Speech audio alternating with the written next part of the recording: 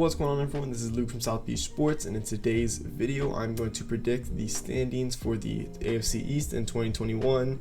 Now I'm going to cover every team. I'm going to spend a little bit more time on the Miami Dolphins because this is a Miami-based sports channel, but if you are here as a Jets fan, as a Patriots fan, or as a Bills fan, don't worry, I will talk about your team as well. Like always, make sure to like the video if you enjoyed the content. We are only about 100 subscribers away from 1,000, so if you enjoy my videos and you want to hear more, go ahead and hit that subscribe button so you do not miss anything. Also, go ahead and comment down below your standing predictions for 2021 in the AFC East. There is a lot of discrepancy, especially between teams 1 through 3, so I'm very curious to hear your opinions. So I'm predicting that the last place finishing team in the AFC East will be the New York Jets. And if I were a Jets fan, I would be optimistic, however, because I believe that Robert Saleh is a terrific young head coach. I think that was a terrific hire, probably the best head coaching hire this offseason. And while I am not quite as high on Zach Wilson as I know some people are, I mean, I had Zach Wilson as my QB4 leading into the draft, I still think he will develop into a very solid NFL quarterback. I'm not thrilled with the Jets' plan of just having him out there as a starter right away, or at least not having a solid, experienced veteran backup behind Wilson. I mean, Wilson's backup right now is Mike White, who has not played in a single snap in the NFL. So there's a lot of experience right now at the quarterback position for the Jets, and that worries me a little bit because there's really not that veteran leadership that you would like in that quarterback room. The Jets were very active in acquiring skill position players in free agency. Their big main acquisition on offense was the acquisition of Corey Davis from the Titans. Even though I don't think that Davis is necessarily a wide receiver one like he will be in New York, I still think that was a very solid addition. They also got Tevin Coleman, who I expect to be the starting running back, at least at first. They're obviously bringing back Jamison Crowder. I expect Denzel Mims to improve from his pretty decent rookie year. That Jets O-line should be improved. Obviously, the main player on that O-line is left tackle Mekhi Becton, who was one of the best young offensive tackles in the league last year, and I expect the offensive line as a whole to just improve. On the offensive end in the draft, I love their skill position acquisitions of Elijah Moore, the wide receiver position. I've had him, I think, as my wide receiver 5 heading into the draft. I absolutely love Elijah Moore, and I think he'll develop into a terrific NFL player. They also got Michael Carter, the running back from North Carolina, who I'm a huge fan of. I really want the Miami Dolphins to go ahead and draft him, but the Jets drafted him first. Michael Carter absolutely tore up the Miami Hurricanes in the UNC versus Miami college football game, but we're not going to talk about the Hurricanes. I love Michael Carter. I think he'll be a great acquisition from day one in that running back room, and I think by the end of the season, he will be the featured back in that offense. On defense, the Jets will finally be led by their main acquisition of the 2019 offseason and CJ Mosley, who had a season-ending injury in the 2019 season. He opted out of the 2020 season, but he will finally be able to clog down that middle linebacker spot, which is very, very great for the Jets. The Jets went out and acquired LaMarcus Joyner in the offseason, so he'll be a nice acquisition to that defensive back room. They obviously re-signed Marcus May, I think, on their franchise tag. So the Jets, I think, had a solid offseason. Like I said, on the defensive side of things, they'll obviously be bringing back Quinnen Williams on their D-line. They brought in Sheldon Rankins from the Saints. So I think the Jets defense will be improved. Now, the reason why I don't see them as a team that could just sneak into the playoffs is because, like I said earlier, there's a lot of inexperience in that quarterback room. I'm hesitant to believe that Zach Wilson will be tremendous off rip. I mean, it's very rare for a rookie quarterback to be incredible as soon as they start playing. Justin Herbert was an exception to this belief, but I think Zach Wilson will definitely have his struggles, especially at first. I'm also not a huge fan of the current skill position players for the Jets. While I like some of them, I don't think they're enough to really contend for a playoff berth. I also don't love the Jets secondary, and I do have my questions about the Jets O-line. So yeah, I'm predicting the Jets to win anywhere from 3 to 7 games this season, but if I were a Jets fan, I would be very optimistic for the future. Now, I am predicting the third place team in the AFC East to be the New England Patriots, who had a very un-Patriot-like offseason. They had one of the busiest offseasons in NFL history. Just to recap a little bit about what they did this offseason, free agency. They first traded for Trent Brown, who will be a fantastic addition to the O-line. They signed Nelson Aguilar, Kendrick Bourne, Henry Anderson. They re-signed Dietrich Wise and David Andrews, and James White on top of that. They signed Jalen Mills, Hunter Henry, Janu Smith, Matt Judon, who was pretty much the top pass rusher in free agency. They went out and signed Ted Karras and Kyle Van Noy from the Miami Dolphins. They had such a busy offseason, and these will be key starters and key rotational players next year for the Patriots. The biggest storyline, however, for the Patriots will definitely be how Mac Jones will play. And in all complete honesty, I feel a little bad for Mac Jones, and here's why. Mac Jones has been placed with these incredibly high expectations that I'm not sure if he'll be able to live up to. Obviously, with the Patriots, they let go of Cam Newton and they announced Mac Jones as the Week 1 starter. I was very surprised by this. I was going to make a Patriots Dolphins preview video, I think Friday, I'm going to shoot for. And initially, I thought that Cam Newton would be the starter of the Patriots, and I would have picked the Patriots to win that Week 1 game. Now it's a little bit up in the air because I'm not sure how I feel about Mac Jones playing against a very stout Miami Dolphins defense as his first ever start. So yeah, obviously the Cam Newton release shocked me. The Patriots have to be huge fans of Mac Jones, and while I do think that Jones will have a phenomenal NFL career, or at least a very solid NFL career, I have my doubts on how great he will be in his first season. And the reason why I do feel a little bad for him is because I feel like the media is going to absolutely turn on Mac Jones if he does not live up to these unrealistic expectations, similar to how the media has turned on Tua Tagovailoa, considering he didn't have a phenomenal rookie year.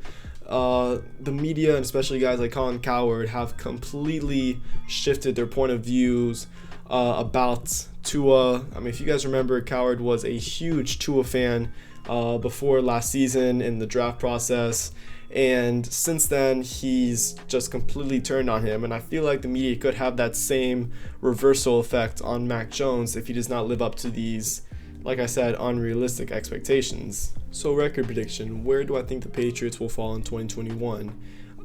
If they had a more experienced quarterback like a Cam Newton or someone of that nature, I think that the Patriots could win up to like 10 games just based on the talent level, how much talent they're not only bringing back but bringing in. If you guys remember last year, the Patriots led the league in opt-outs because of COVID. I think 8 players opted out of that 2020 season for New England. But considering that Mac Jones will be the starting quarterback, I'm not sure if he'll have that necessary success in his first season. He could have a Justin Herbert-like season, but that's something that is pretty difficult to predict. So I am foreseeing a win total of anywhere from 7 to 11 games for New England, and I think a realistic record for them will be, I would say, like 8-9, 9-8. But yeah, I would temper my expectations a little bit for New England heading into the 2021 season. So now the second place team in the division, I think, would be the Miami Dolphins. And I know I said before this video that I'd probably talk about the Dolphins the most, but considering how long this video is already and how much I talked about the rest of the teams, this might be around the same length. So I'm predicting the Dolphins to be the second best team in the division based off what they did last year and what I think they will improve on heading into this season. I am predicting a pretty sizable jump for Tua from year 1 to year 2.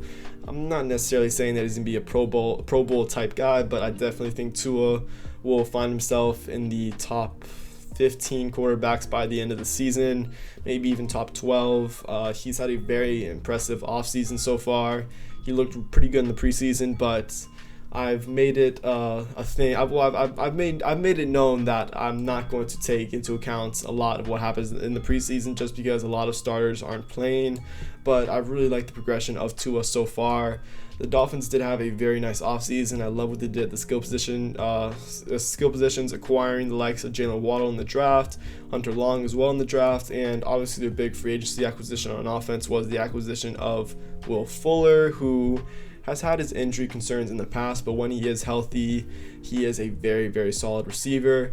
I think we could be looking at a breakout year for someone like Myles Gaskin, especially if the Dolphins are more of a threat downfield in the vertical passing game. That would definitely open up the running lanes for someone like Gaskins, because the defense won't always be stacking the box. On the defensive side of the football, the Dolphins really didn't do a lot from a free agency or draft perspective in acquiring new talent. Their main acquisition on defense was definitely their first and second round picks in Jalen Phillips and Javon Holland. I think Holland will have a much larger role than Phillips, at least day one. I think Holland will be a very important rotational piece in that secondary. Obviously, in that secondary, the Dolphins are returning the superstar cornerback tandem of Byron Jones and Xavier Howard.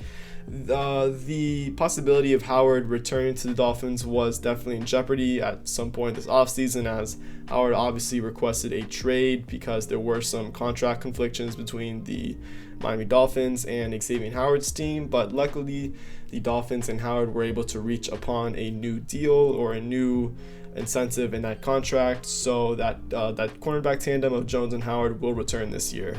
The biggest question of the Miami Dolphins will definitely be their offensive line, which was very young and inexperienced last season and have looked questionable at best this training camp and this preseason so far.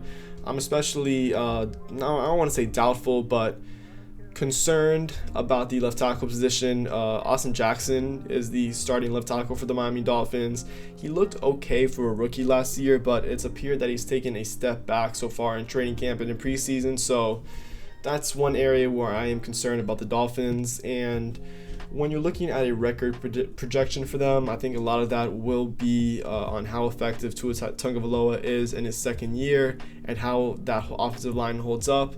But if you're looking at a record range for them, I think we could see something anywhere from, and this is going to be a wider range than I have for most teams, but I'm seeing anywhere from 8 wins to even 13 wins. I think a more realistic range, however, will be between 10 and 12 wins. In my previous video, I said that the Dolphins I projected that the Dolphins will win 12 games, and I'm sticking by that coming into this season.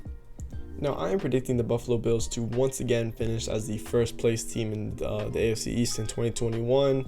They were the first place team in 2020. They had a 13-3 record and made it to the AFC Championship game. And they're bringing back pretty much that same exact team, obviously led by Josh Allen at the quarterback position, who will once again be an MVP candidate.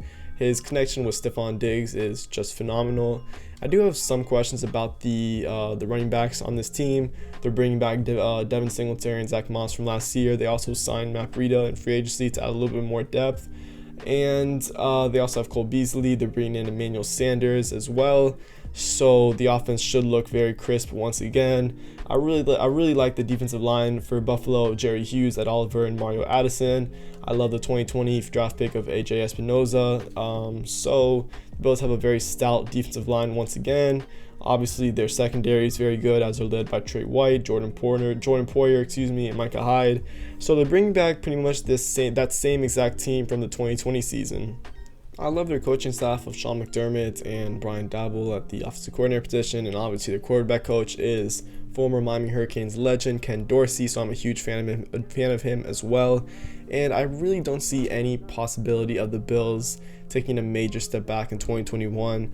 I think the only reason why they might, and this is a huge might, fall in the division standings a little bit is just because of the improvements made by the New England Patriots and the Miami Dolphins. But from a win prediction standpoint, I don't see the Bills losing any more than 6 games this upcoming season, and that is pretty much the floor for them. I'm predicting anywhere from 11 to 15 wins for them this season, and I think a 13-4 record projection is pretty fair for them. Anyways, guys, that's gonna be it for today's video. It was a little bit longer than I initially expected, but I ramble a lot. I get into my tangents and I get into my points that I'm trying to make. But anyways, like I said earlier, make sure to like and subscribe, and go ahead and comment down below your AFC standing or your projected AFC standings for 2021. With that being said, thank you so much for watching this video, and I will catch you later. Peace.